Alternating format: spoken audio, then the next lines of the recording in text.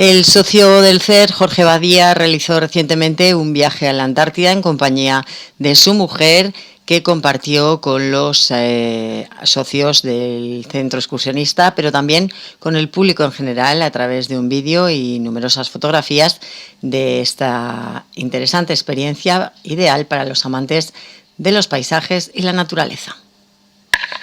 Lo que pretendo es hacer un poquito una exposición global de todo, es decir, primero hablar de la Antártida, porque dar 4 pinceladas de lo que es la Antártida, ubicarla y dar 4 pinceladas de lo que es la Antártida como continente, porque lo tenemos ahí muy olvidado. O sea, la Antártida, pues, bueno, como muchos sabemos que está ahí abajo, pero tampoco tienes mucha idea de qué estamos hablando cuando hablamos de la Antártida. Sabemos que se están derritiendo grandes masas de hielo, porque eso sí que está ahora en la opinión pública, pero poco más. Entonces vamos a ver un poquito unas pinceladas sobre la Antártida en sí como continente, hablar un poquito más también de lo que es el crucero, lo que estábamos comentando ahora mismo, cuál es la actividad del crucero, las experiencias que hemos tenido para llegar allí, que son entretenidas, porque no es un viaje, como te decía al principio, es un viaje hermoso, pero no cómodo. Y luego al final ya expondremos lo que es el vídeo, el documental, con vídeos y fotografías que ha preparado un buen amigo, Álvaro Piquero, que es un muchacho que trabaja bien el tema de la videografía, está aquí en Barbastro. Yo no me hubiera atrevido a hacer un montaje de vídeo. Sí, con las fotos podría haber intentado hacer algo, de hecho, cuando el viaje a la Patagonia ya lo hice así, pero el vídeo me desborda, entonces he encargado a un buen profesional que me haga un trabajito más o menos aceptable, que creo que lo ha conseguido ampliamente, ¿no? ¿Qué es lo más interesante de la fauna, el hielo en sí? Eso ya depende de cada uno. Yo he hablado con gente a la que le ha sorprendido el viaje y dice, ¿pero qué has ido a ver en la Antártida? ¿Hielo? Solo hay hielo. Bueno, efectivamente solo hay hielo, pero es un hielo sobrecogedor en cierta medida, ¿no?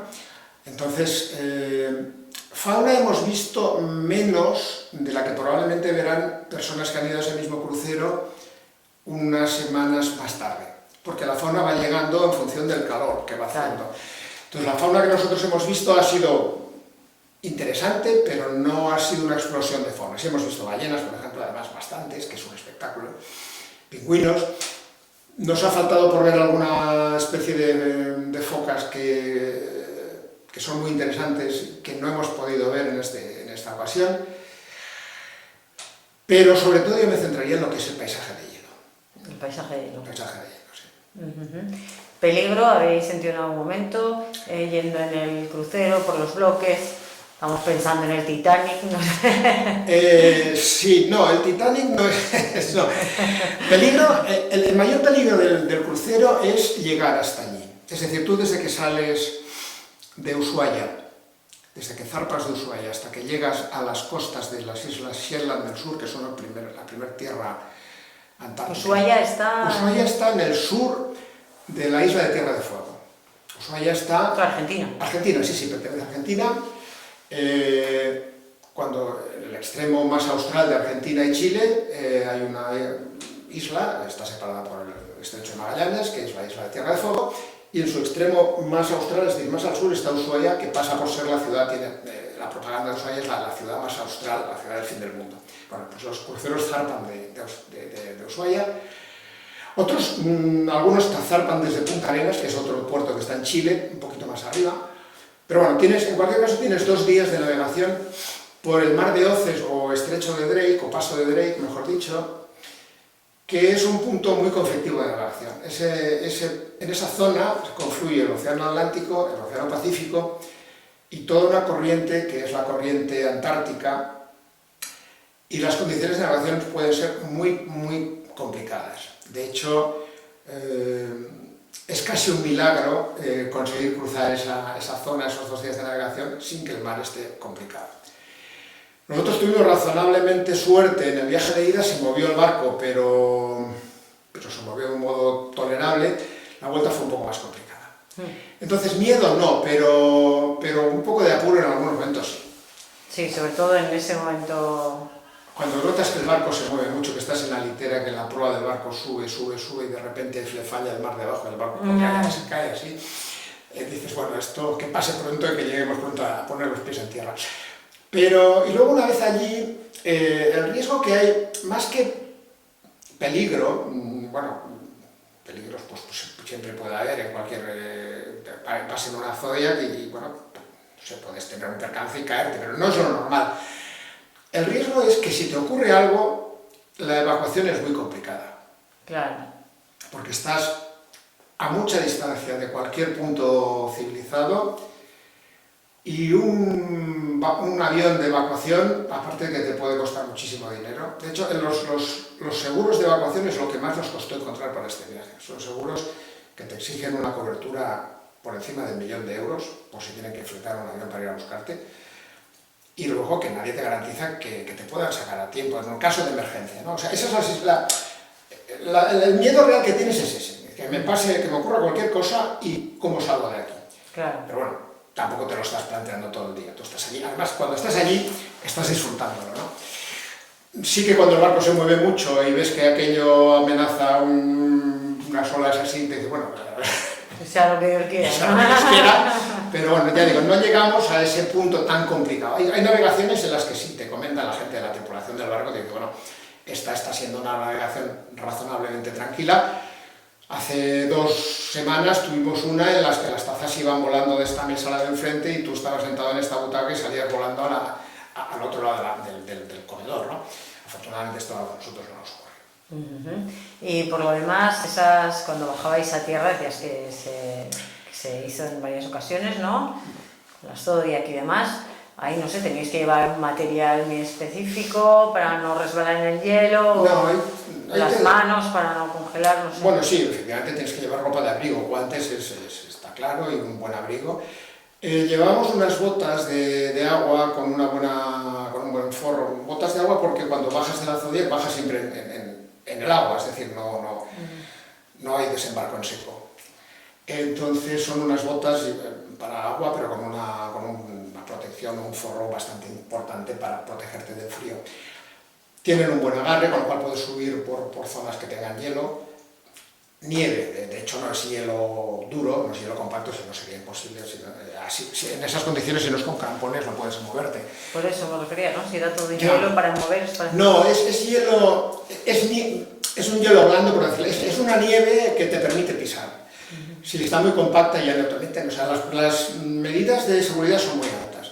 De hecho, cuando desembarcas, normalmente no puedes moverte de unos pasillos que te marcan con unas líneas, con unas cintas, porque la vida, o sea, las restricciones de movimiento en toda la Antártida son tremendas. O sea, no puedes dejar, cuando bajas y subes del barco, tienes que desinfectarte las botas al bajar, a subir a las zodias y al volver de las zodias. Tienes que desinfectarte las botas con unas bandejas en el suelo con desinfectante para evitar que lleves contaminación de una isla a otra o de una zona de tierra a otra o del propio barco a tierra. Entonces, y esas medidas incluyen también el no moverte por zonas en que no esté permitido caminar.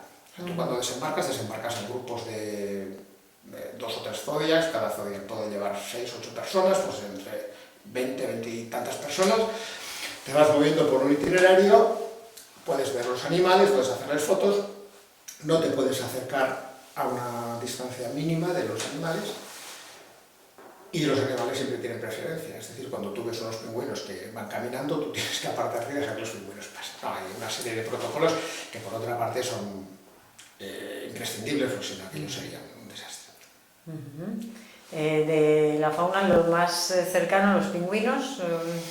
Los más cercanos, los pingüinos, porque focas también, pero las focas las ves ya un poquito. Leones de mar. Sí, leones marinos no vimos, los hay, pero no estaban todavía, por la zona que nosotros estuvimos navegando no vimos, pero focas sí, focas de Weddell, que tienen unas tintas blancas y grises muy bonitas, ballenas, pingüinos y sobre todo pingüinos. Orcas también se suelen ver, no llegamos a ver ninguna, pero se pueden ver a partir de la época de principio de verano. Y fauna, ya te digo, esas, sobre todo ballenas y pingüinos. Se puede caminar mucho porque tú eso, te conoces en un centro excursionista, te gusta lo que es la actividad deportiva, aparte de disfrutar del paisaje y demás, pero no sé si, claro, si no se permite adentrarse mucho, no sé... Yo realmente, de lo que me quedé con ganas es de haberme puesto unas raquetas, haber cogido los bastones y haber salido monte arriba. Eso es lo que nos pide el cuerpo, ¿no? Eso es lo que te pedía el cuerpo descaradamente. Lamentablemente, como te digo, las restricciones son las que son, no puedes moverte de unos caminos ya marcados y tienes un tiempo, porque claro, luego las toallas tienes que volver a embarcar y volver a regresar al barco. Si haces 2 o 3 desembarcos al día, pues los tiempos van ya muy contados o muy cronometrados para que la gente pues, pueda hacer un poco de todo, ¿no? Y tú tampoco puedes perderte por ahí a tu libre albedrío, ¿no? Pero es lo que te pide el cuerpo, obviamente. Sí, Pero eso no está contemplado. No está en absoluto. En este tipo de viajes no. Sí que empieza a haber algún tipo de viaje, digamos, de carácter fotográfico, en el que tú te puedes mover con un poco más de autonomía, siempre dentro de un terreno limitado, ¿eh? Esto no cambia. Pero sí que ese terreno puede expandirse un poquito más. Son viajes con menos gente y con un fin. Por ejemplo, la fotografía, y ahí sí que tienes un poco más de margen de maniobra. Pero en los cruceros, digamos, típicamente, pues eso, de 10-12 días, como al que hemos asistido nosotros, eso no ocurre. Bueno, el crucero son 10-12 días, pero supongo que entre que llegas de Barcelona, saldríais Intendo, hasta subiros en el barco, ¿cuántos días había? Bueno, eso es un mundo, claro, es que hay que llegar, o sea... Claro, el crucero bien, pero... Cuando te decía que el viaje es maravilloso, pero no es cómodo, en parte me estaba refiriendo también a esto. Es decir, ten en cuenta que desde que sales de casa hasta que estás en condiciones de embarcar, tienes que llegar de Barcelona a Madrid, Buenos Aires.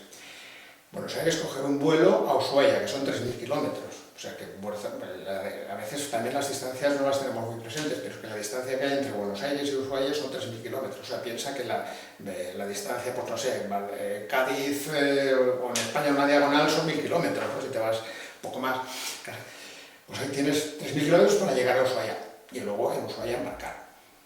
¿Qué ocurre? Que ya que haces el viaje no lo haces tan comprimido como te estoy contando. O sea, nosotros de hecho pasamos unas 12 o 14 días en casa de unos amigos cerca de Buenos Aires, luego bajas tranquilamente hasta Ushuaia, o sea, esponjas un poquito el viaje para que estés más tranquilo y puedas aprovecharlo haciendo otras cosas. Pero desde el embarque en Ushuaia hasta que vuelves de regreso a Ushuaia, 10 días lo que duran, o 12 o 13 en función del recorrido, pero lo normal son 10 días. Bueno, para repetir entonces, ¿o esto se hace una vez en la vida? Normalmente se hace una vez en la vida. Es un viaje que, como te decía, primero no es barato, no es un viaje barato. Y luego no es un viaje cómodo, hasta que empiezas el crucero, quiero decir. Pero es un viaje tan maravilloso que ojalá lo pudiera repetir alguna otra vez. Es un viaje que a mí particularmente, como se dice ahora, te engancha, ¿no? O te atrapa. Y además, de repetirlo, obviamente lo repetiría en otra época del año, porque así cubres lo que es el paisaje con mucho hielo, al paisaje con menos hielo, que es al final del verano austral, cuando ya el sol empieza a desaparecer por el horizonte. Esa es otra historia. Estás en un punto en el que no hay noche. Es decir, cuando prácticamente toda la duración de los cruceros, de la época de cruceros, que es, como te comentaba antes, desde final de noviembre, o sea, de noviembre hasta final de marzo o principio de abril, no hay noche. Nosotros en el barco, por ejemplo, pues lo más oscuro que llegas a tener, que es noche cerrada, que serían de las 12 de la noche a las 3 o las 4 de la madrugada, pues teníamos una claridad como la que puedes tener aquí ahora en esta época a las 7 o las 8 de la tarde. Es decir, no se pone el sol. En cambio, hacia el final del verano austral, el sol ya empieza a ponerse tras el horizonte y, según me comentaba el capitán del barco, hay una luz increíble y esa luz también me gustaría verla. Afortunadamente, si te gusta la fotografía, este es un viaje que te permite no solo ver hielo, sino ver luz. No hemos visto el sol en todo el viaje, prácticamente no hemos visto el sol, hemos tenido nublado casi todo el tiempo. Vimos el sol el primer día llegando, pero el resto del tiempo ha estado cubierto con nubes, bruma, pero con una escala de grises y una luz tan increíble que si te gusta la fotografía, ves la luz. Y no ves la luz en el sentido bíblico, sino en el sentido real. Entonces me gustaría también, soñando con utopías, ver la luz en esa época ya en la que el sol se va poniendo por el horizonte. Y simplemente lo digo porque el capitán del barco, una persona maravillosa, me comentaba esto. Dice, yo llevo haciendo viajes a la Antártida 25 años y hago 15 viajes o 20 viajes en cada temporada. Y dice, la luz, me decía, la luz de las puestas de sol del final del verano austral son espectaculares. Bueno, ojalá algún día pueda repetir ese viaje en esta época. Pero de momento, aquí estamos, una vez, y no creo que se pueda repetir. Bueno, pero te ha dejado tan buen sabor de boca que te has decidido a compartirlo. Es la primera vez que compartes uno de tus viajes en este... ¿En qué sentido? ¿Compartirlo? Sí, con esta charla que está prevista en Espacio Peña. No, de hecho ya compartí el de Patagonia también. El de Patagonia hicimos una presentación, lo que pasa es que en esa ocasión fue una presentación únicamente de fotografías. Aquí va a haber fotografías y algo de vídeo.